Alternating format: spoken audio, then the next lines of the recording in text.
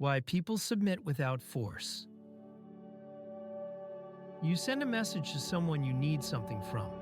You wait 3 hours. They reply with 2 words, "Got it." You don't know if they're annoyed. You don't know if they'll follow through. You don't know if you should send a follow-up or if that will make things worse. So you wait. The next day you check in. "Hey, just wanted to see if you had a chance to look at that." You add a smiley face. You say you know they're busy. You apologize for bothering them. They don't respond for another day. When they do, it's brief again. Working on it. You say thank you. You say you appreciate it. You mean it. Meanwhile, someone else messages them with the same request. They get a response in 20 minutes. A full paragraph. Clear next steps. No apology needed. You didn't do anything wrong. They didn't threaten you. Nobody yelled. But you are the one waiting. You are the one writing carefully. You are the one managing their mood with your tone. This is submission, and it happened without anyone forcing it. What submission actually means. Submission is not about fear. It is not about being weak or broken. It is what happens when someone adjusts their behavior to manage someone else's power over an outcome they care about. It shows up in how you word things, in how long you wait, in what you don't say, in the tone you use when you do. Submission is a response to imbalance. One person controls access to something the other person needs. That might be a job, a decision, a relationship, information, approval, safety, time. The person who needs it starts to behave differently. They do this to protect the thing they care about. They are not weak. They are responding to the structure of the situation. And the structure does not require violence. It does not require shouting. It often does not require anything that looks like force at all. How the imbalance forms. Submission begins with difference. Not all difference is created, but certain ones do. One person can walk away, the other cannot. One person controls when something happens. The other has to wait. One person decides if the thing continues. The other hopes it does. These differences do not announce themselves. They grow in quietly. And once they exist, behavior starts to shift. A manager tells you they'll get back to you about your promotion. Weeks pass, you don't push. You wait, you stay friendly, you keep performing.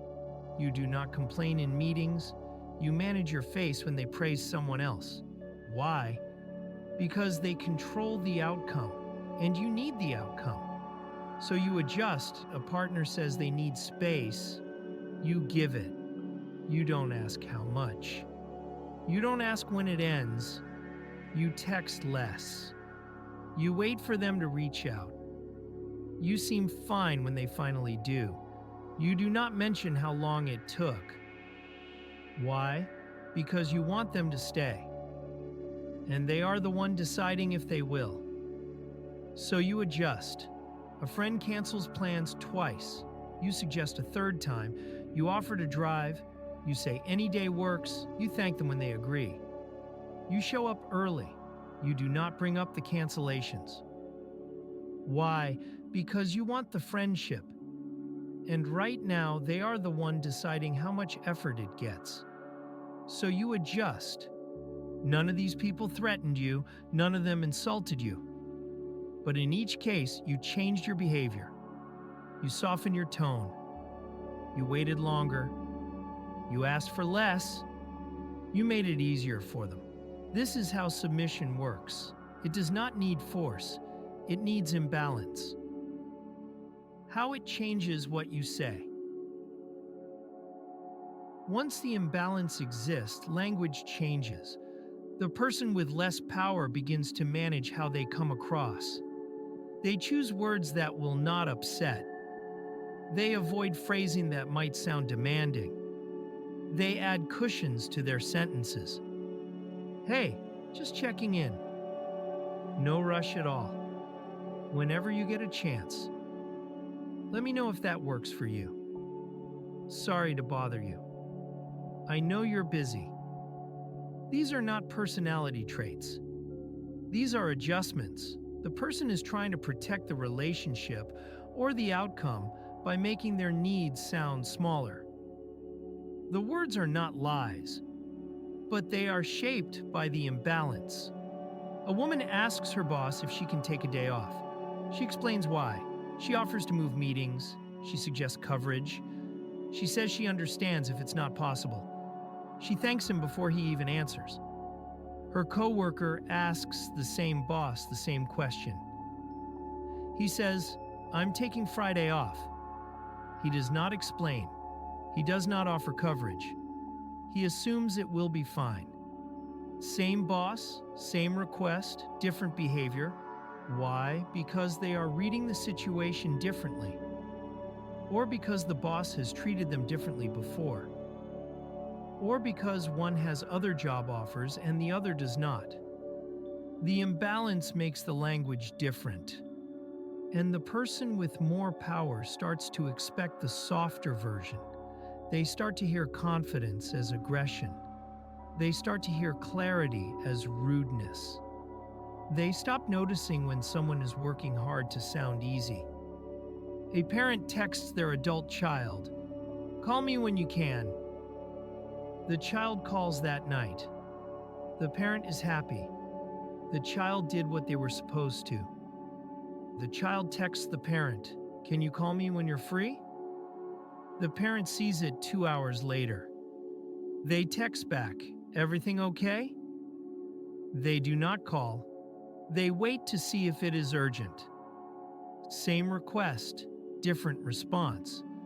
Because the child is the one who usually adjusts. So when they ask for something, it gets delayed. It gets questioned. This is how communication bends. The person who submits starts to use language that accommodates. And the person with power starts to expect accommodation. So the imbalance grows. How silence becomes a tool. Submission does not only show up in what people say, it shows up in what they do not say, and in how long they wait. Silence becomes a form of control when one person can afford to wait and the other cannot. You send a question, you need an answer to move forward. The other person knows this. They do not respond right away. Not because they are busy, because they can. You do not follow up immediately. You do not want to seem pushy. You wait. You check your phone. You start to doubt the way you asked. You wonder if you said something wrong. When they finally respond, you are relieved. You do not mention the wait. You say thank you. The silence did something. It reminded you who needs who. A teenager asks their parent if they can go out. The parent says, "We'll see." The teenager does not ask again right away. They clean their room. They finish their homework. They are polite at dinner. They wait for the parent to bring it up. The parent waits too. They are deciding, but they are also watching. They are seeing if the teenager will behave well while uncertain. The teenager is being good because they do not have the answer yet. The parent knows this, and so "we'll see" becomes a tool. It creates submission while the decision is still open. At work, your manager says, they will think about your request for remote flexibility. They do not say when they will decide. You do not ask. You keep showing up early. You stay late on a project. You laugh at their jokes in meetings. You are performing while you wait. You are showing you deserve the yes. The manager may not be doing this on purpose, but the structure allows it. and your behavior responds to the structure. Silence stretches time, and when one person controls time, the other person fills it with effort. How people mistake the behavior for personality. When someone submits, others begin to think that is who they are. The woman who always says no worries when a meeting gets moved is seen as easygoing. The man who does not push back on tight deadlines is seen as dependable. The friend who never brings up being canceled on is seen as low maintenance. These labels feel true, but they describe responses, not people. A new employee is quiet in meetings. They do not interrupt. They wait to be called on. They agree with what the senior people say. Their coworkers think they are shy, or not very confident, or maybe not that sharp. But at home, this person talks over their partner. They make decisions without asking.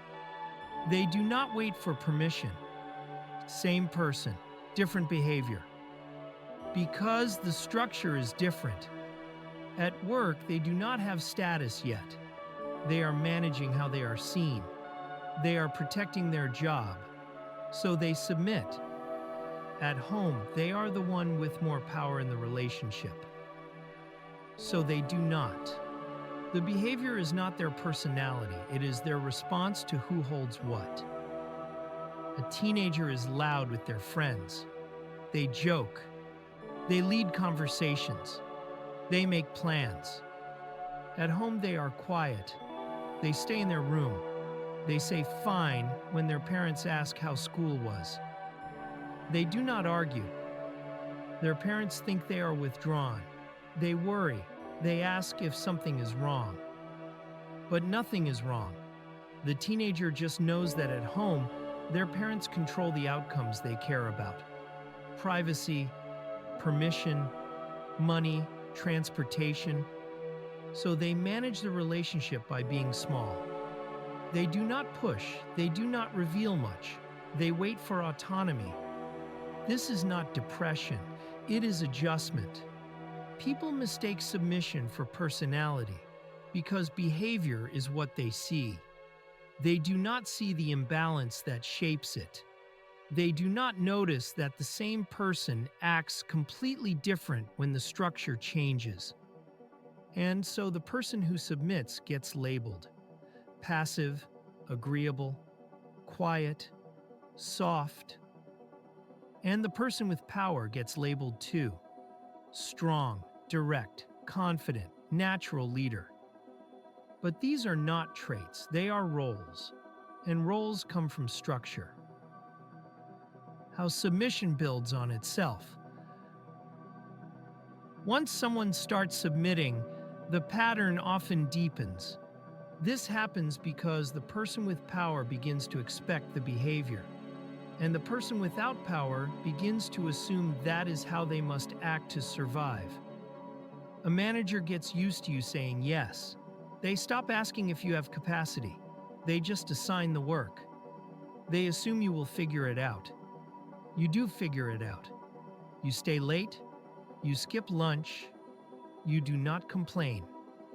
They notice you are reliable. They give you more. They do not give you a raise. They give you responsibility. You do not ask for the raise. You think if you just keep proving yourself, it will come. It does not come. Because the proof you are giving is that you will work hard without it. You are submitting to show you are valuable. But the submission is exactly what keeps your value low. A person in a relationship always apologizes first. Always. Even when they are not sure what they did wrong. Their partner gets used to this. When there is tension, they wait. They know the apology will come. It does. And things smooth over. The person who apologizes thinks this is how you keep the peace. And maybe it is. But it is also training the other person that they do not have to reflect. They do not have to repair. They just have to wait. Over time, the apologizer feels smaller. They start to think they are the problem because they are always the one fixing things. But they are not the problem. They are just the one with less room to let conflict sit. Submission feeds itself. The more you adjust, the more adjustment is expected. And the more it is expected, the harder it is to stop. Because stopping feels like a risk. It feels like you might lose the thing you have been working to protect. How people try to resist and why it fails. Some people try to push back. They try to stop submitting. But the pushback often fails because the structure has not changed. You decide you are going to stop over-explaining yourself. You are going to be more direct. You send a message to your manager. I need Friday off. No explanation, no apology, just the request. Your manager replies, "Is everything okay?" Now you are in a new problem. You wanted to be direct, but being direct made them worried, or suspicious, or confused. So you explain after all. You add context, you soften it, you tried to resist. But the structure pushed back, and you return to the behavior that keeps things stable. A person decides they are not going to text first anymore. They are tired of always being the one to reach out. So they wait. Days pass, the other person does not text. The silence gets uncomfortable. The person starts to wonder if the friendship is over. They start to panic. They text, "Hey, how have you been?" They are back where they started because they could not afford the silence, and the other person could. Resistance fails when the imbalance remains. You can change your behavior, but if the other person still controls what you need, the structure will pull you back. This is why submission is not about weakness, it is about stakes. And as long as the stakes are unequal, the behavior will be too. The dynamic can shift. Submission is not permanent, but it does not end because someone decides to be braver. It ends when the imbalance changes. You get another job offer. Suddenly, you stop saying "no worries" when your boss moves a meeting. You stop staying late without being asked. You start saying, "I have plans tonight." Your boss notices. They ask if everything is okay. You say everything is fine. They offer you a raise. Not because you worked harder, because you stopped acting like you needed them. The imbalance shifted. You had another option. So your behavior changed, and their response changed. A person in a relationship stops chasing, not because they stopped caring, because they got tired. They stop texting first. They stop making all the plans. They stop apologizing for things that are not their fault. Their partner notices. Suddenly their partner is the one reaching out. Their partner is the one asking what is wrong.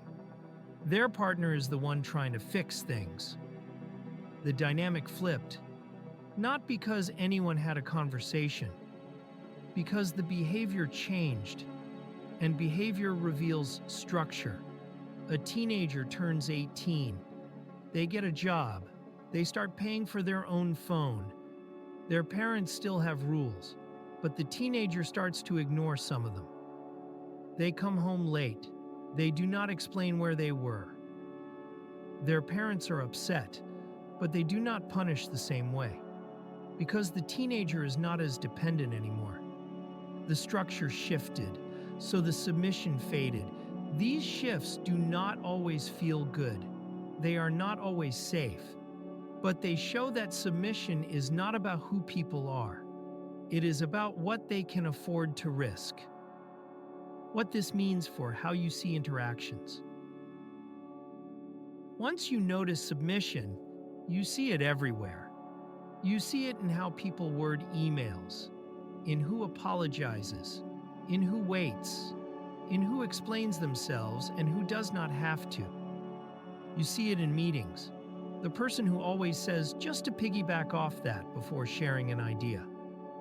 The person who does not speak until the leader does. The person who laughs loudest at the boss's jokes. You see it in relationships. The person who always suggests two options so the other can pick. The person who says, "I'm fine with whatever." The person who texts paragraphs and gets back sentences. You see it in families. The child who asks permission, the parent who does not, the sibling who keeps the peace, the sibling who starts the fights. These are not random. They are responses to imbalance. And once you see the imbalance, the behavior makes sense. The quiet person is not shy. They are reading the room. They know their voice does not carry the same weight. So they wait. They choose their moments. They manage how they come across. The confident person is not naturally bold.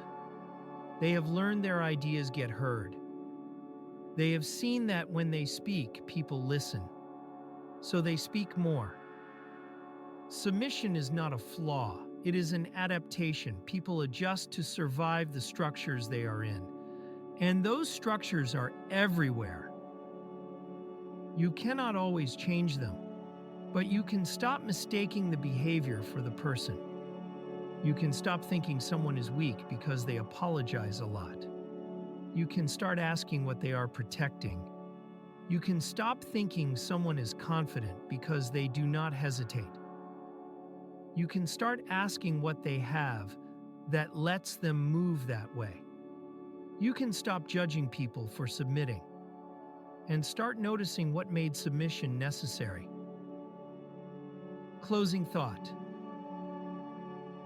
Submission happens in ordinary moments. In texts that start with "sorry to bother you." In meetings where someone waits to be called on. In relationships where one person always gives in first. It does not require cruelty. It does not require force. It just requires imbalance. And imbalance is quiet. It grows in the gap between who needs what and who controls it. Most people do not see it. They see behavior. They see someone who is soft or someone who is strong. They see personality. But behavior is not personality, it is response. And if you watch closely, you will see the same person act 5 different ways depending on who they are with and what they need. That is not confusion. That is clarity. People submit when the structure asks them to, and they stop when the structure changes. The question is not why people submit without force. The question is what made force unnecessary.